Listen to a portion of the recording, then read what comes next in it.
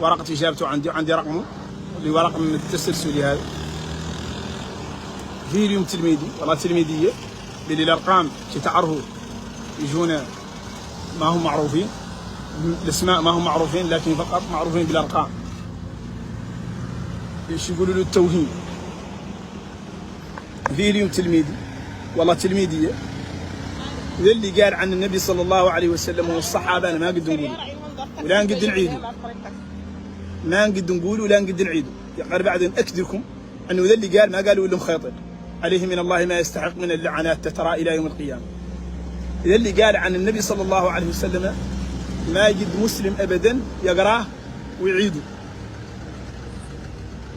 بدأ أولا بالإجابة على سؤال في التربية الإسلامية وشروط العدل، وأن يكون عاقلا وأن يكون بالغا ومشي الملاء طبيعيين. يعني عادوا سطر التحتانيين، السطر التحتانية سطرات الأربع خمسات تحتانيات ولا ستات تحتانيات، ذو السطرات الخمسة ذي اللي قال فيهم عن النبي صلى الله عليه وسلم أنا باتي ما قد سمعته، ما نعرفته ما هو فارق، ما نعرفه من الأعداء ولا نعرفه من الأصدقاء. بلي الأعداء ما قد وصلوا إلى النوع من الجرم وذا النوع من الخزو وذا النوع من السب وعزة النقاب وعزة فيزا أمريك والله فيزا الصين والله فيزا أوروبا كاملة. هذا واحد ساب النبي صلى الله عليه وسلم، هذا واحد يتلفت على النبي صلى الله عليه وسلم ويوقع في عرضه ويوقع في زوجاته ويسب الصحابة يقولهم عنهم هم اللي فرقوا الناس وهم ما خلاوا شيء وهم العدل، ويسب الصحابة ويستنتج من عندهم قيس المصطفى صلى الله عليه وسلم. ويهم واحدين هون في مصلحة الامتحانات شيء من الزملاء هون، واستغفر الله من كلمة الزملاء، ما هم زملائي أنا حد يستكتم عليه ساب النبي صلى الله عليه وسلم ما هو زميلي. ويهم واحدين هون انهم يستكتموا عليه ويقولوا هذا بدور فيزا أمريك ولا تعطوه زخم إعلامي يخلوه عنكم ولا هو مهم وكلامه ما هو مهم، ما هو مهم شيء ولا عاد دور فيزا أمريك سبدين نحن ساب بعد قرا فيزا أمريك ويطبق في شريعة الله عز وجل وشريعة النبي صلى الله عليه وسلم. هذا ساب، هذا مسيء، هذا مخزي والله مخزية، هذا ما ورقاش قال، هذا قال ما قد قال أنا بعد ما قد نعيده.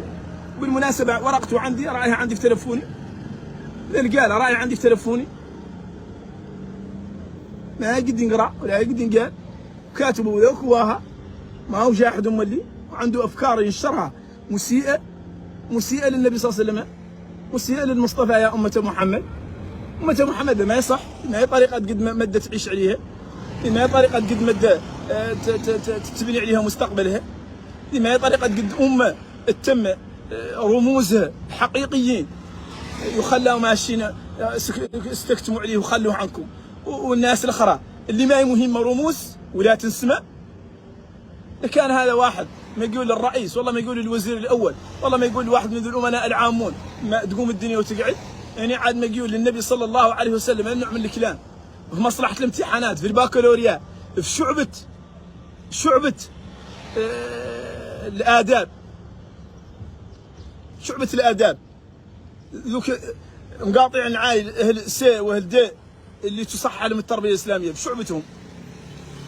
الفصل الثالث منهم، الفصل الثالث القاعة رقم 3 نقول في هذا ما قد قال ما قد تسمع، وإن قال هذا بسيط وهذا لا خلوهون وهذا لا طول احنا وانتم نتفاهموا علنا ما نعلموا به حد ولا ينقبوا ورقة ونكتبوها وتوقعوها انتم وتجي للإدارة والإدارة تتخذ فيه الإجراءات. هذا شو عندهم من عندهم.